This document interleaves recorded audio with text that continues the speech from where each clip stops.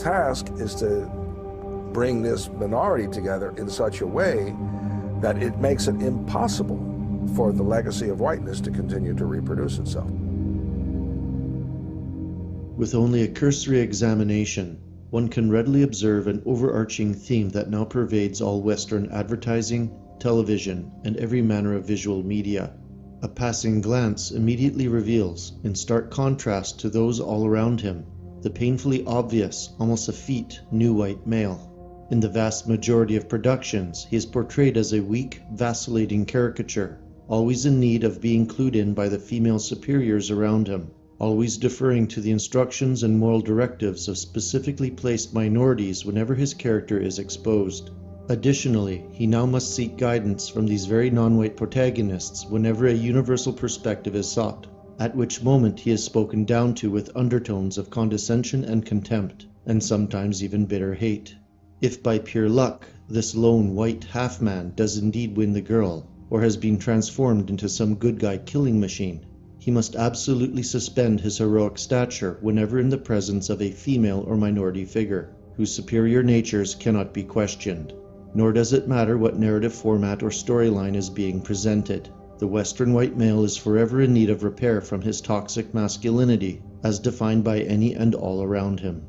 The social engineering goal behind this alarming policy is obvious.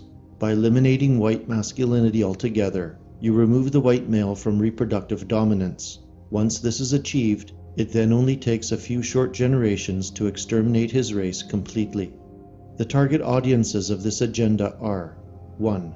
Ethnic European females, particularly those with aspirations of family building, who will be forced to perceive their natural sexual mating cohort with disdain or suspicion, and thereby consider non-white mating choices.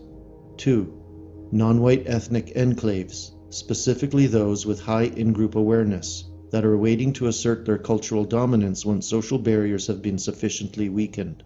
And 3. Ethnic European males themselves, whose morale and defensive instincts will slowly be worn down, eventually succumbing to this persistent form of soft psychological warfare. The power of visual media to collectively steer entire populations is well documented. It is no wonder that by the end of the First World War, certain groups began fighting for control of this culture-making vehicle.